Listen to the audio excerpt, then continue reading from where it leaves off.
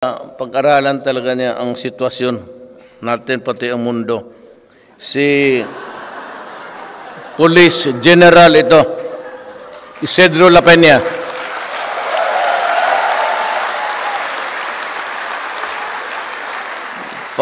Pangasinan to, si Sid. Ngayon, nandito si Arnel del Barrio.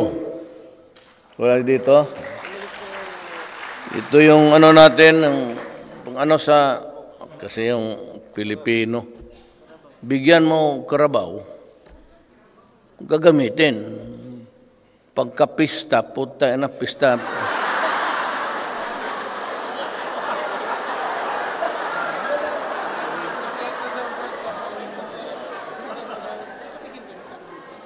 Tama noon si Mang Lapos, Senator Mang Lapos, many years ago, almost more than 60 years, 70 years, came up with the law na bawal na yung pista-pista. Kaya ang tao kasi magpataba ng baboy para lang dyan sa pista. Titipid na nga para lang makabili ng feeds ng baboy, tapos kainin lang sa isang araw. Kung wala ng iba, yung binigyan mo ng, sige, bigyan ko kayo ng karabaw, lupa mo, ganon. Pagbalik mo, sana ang karabaw? Sir, kinatay namin kasi wala kami pampista eh. Itong Pilipino, wag din nyo akong masamain ha. I'm just talking to you as a Filipino, not as a president, no nothing. Itong reliyon natin, dapat itong simbahang Katoliko, matuto na sila. Pinaglalaban kasi nila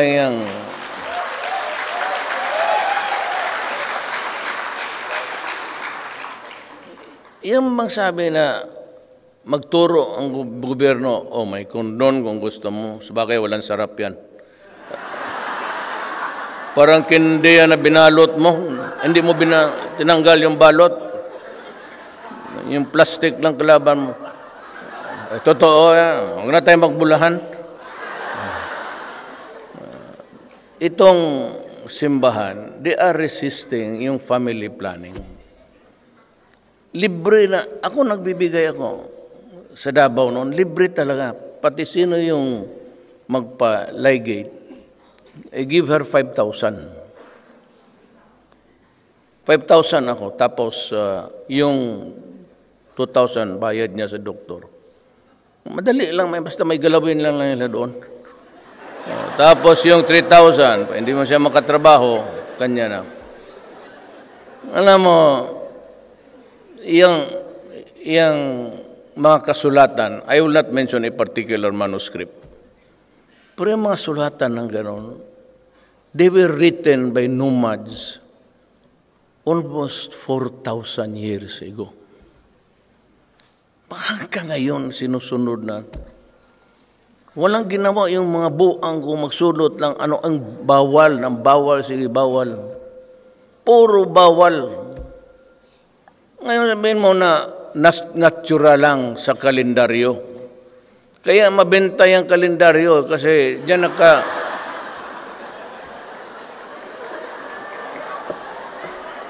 nakatutok yung saan ka pwede, saan ka hindi.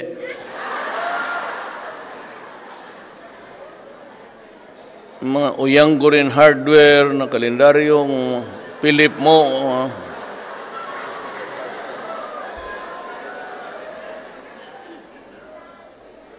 Iyang sekso, instinct yan. Kaya mo yung aso, mga iskandalo, diyan mismo sa tabi ng daan. Instinct yan eh. Ngayon, hindi mo mapostpone ang libog sa kalendaryo.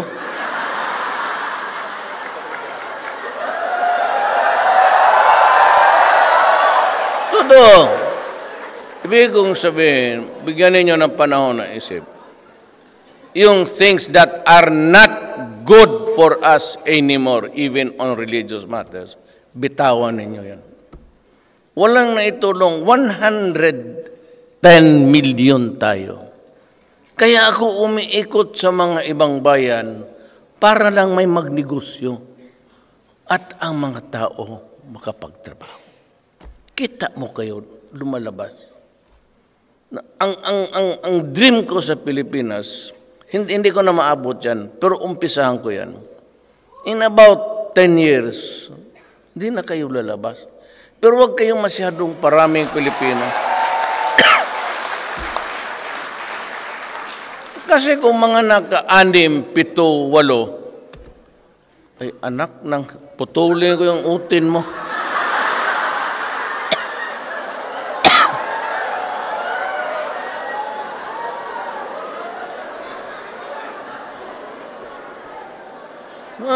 Walang trabaho.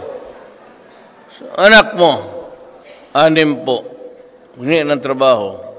Lalo na babae, sabi ko, ay ako, baski itong mga pulis, tanong mo, pagka yung nanganak lang, tapos nag-report sa akin, umuwi ka. Sabi ko, umuwi ka, sabihin mo sa commanding officer mo, ako nagpo sa'yo. Umuwi ka, tapos igatas mo yung anak mo sa sarili. Because ang gatas talaga ang nanay, sa nanay, walang makatalo. Kasi yung antibodies, yung mga substance, mga elements na, hindi ba baka, baka paglang,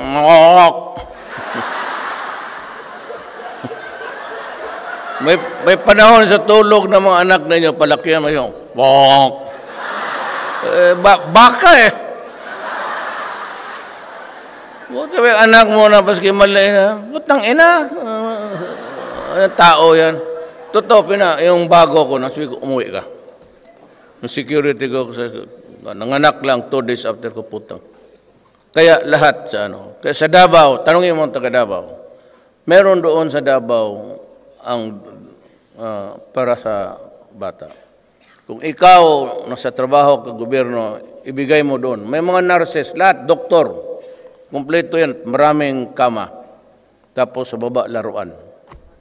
Rubber lahat para walang untog-untog. Iwan mo yung anak mo doon. Tapos lumabas ka lang ng opisina, padudo mo ang anak mo, yung sarili mong Ganon ako magpatakbo ng gobyerno. Kaya nga siguro na hindi rin ako natatalo. Dahil yung mga diskarte ng ganyan. Kaya ako rin, umuwi rin ng bahay, magdudo rin.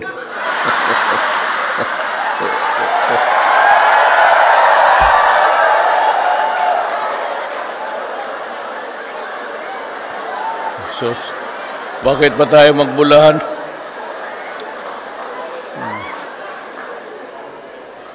Minsan sa opisina, wala ng tao, alas 3, alas 4. Uwi na tayo. Bakit ang bata ba marunong magdudo? Ang problema, kung nanganak yan, huwag ka may pag-contest, maubos eh. Reserva mo lang sa ibang panahon. Nandito ba si Senator Villar?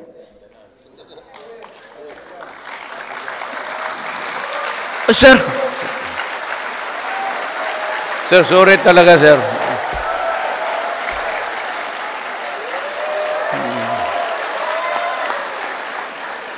Alam mo, hindi ko sabihin kasi nandito siya. Isa sa pinakamabait na tao. Wala ka mga. Hindi marunong magmura yan. Naging speaker namin yan. Ni minsan, hindi ako nakikita. Naging congressman ako, panahon niya speaker siya. Wala akong narinig na mag-init yung ulo.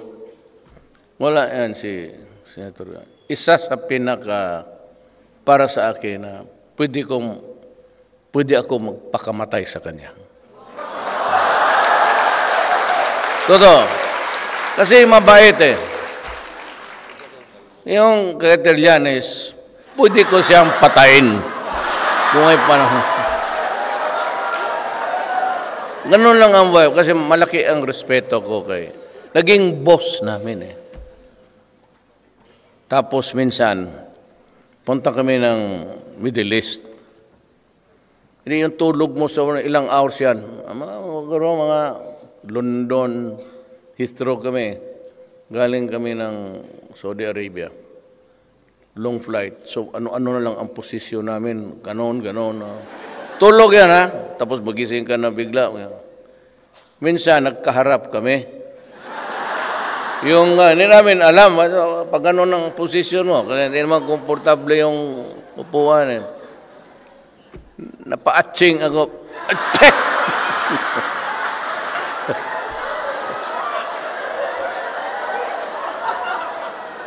Alam mo naman yung laway ko, dala-dala ko doon sa airport. Agag-agag-agag.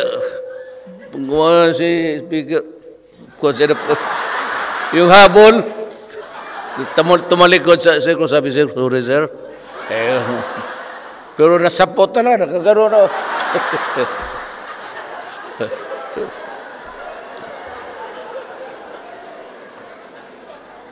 Now, maghanap kayo balang araw ng tao. Ako, hindi ako nagkakampanya. Baski hanap kayo. Tingnan mo muna siya. Yan ang mga mabait yan. Senator Villar, to si Alan. Yan. Sayang lang yan. Yung babae ang pinili ninyo. Oh. Apurado, gusto ako paalisin. Hindi pa nga ako dumating isang taon dito, paalisin mo na ako. Sige, dalaga man siya. Sige, pakasalan mo ako.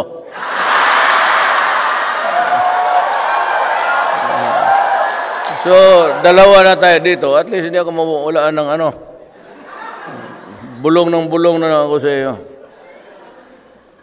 Nagmamadali. Mamintay ka. Kapang ginawa sa bayan. Yan ang, dito tayo sa corruption, wala. Be assertive. Be vocal about it. Kung pinipilit ka ng ganon, sabihin mo, alam mo, if you insist, sisigawan kita dito. Mag-iskandalo ako. Lahat ng mga taga-gobyerno ayaw ng ganon. Takot. Kasi magsigawan na magdating yung mga polis, magdating ano nangyari. Kasi may mga putang enan to. Pati yung mga perfume ko na nagamit ko na. Sino ang mga gay dito? Kayo mahiya.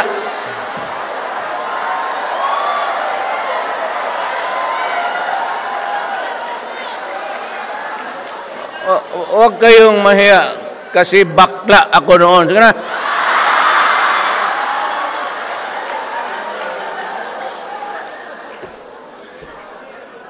Palit-palit ang panahon eh.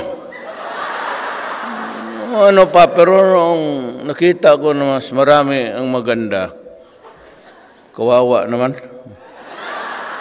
Alam mo sa buhay na ito, ang regret ko, napakamaraming magandang Pilipina. Wala lang talagang panahon na. Gusto kayo, walang panahon eh. Paano? So many beautiful women, so short a time. No time. Kinakriticize ako ng yung mga women. What's wrong in appreciating beauty? Kasi daw, kung ginagawa ko yan, hindi nila alam, may istorya yan. Talagang kasintahan ko yan noon. Yung gano'n, pabiro talaga kami kasi hindi nila alam. Basta may kami, huwag na, baka ayaw ng babae kasi dalang. Kaya sanay ako patay ito ng mga pulis na ginhampas ko yung puwit niya ng,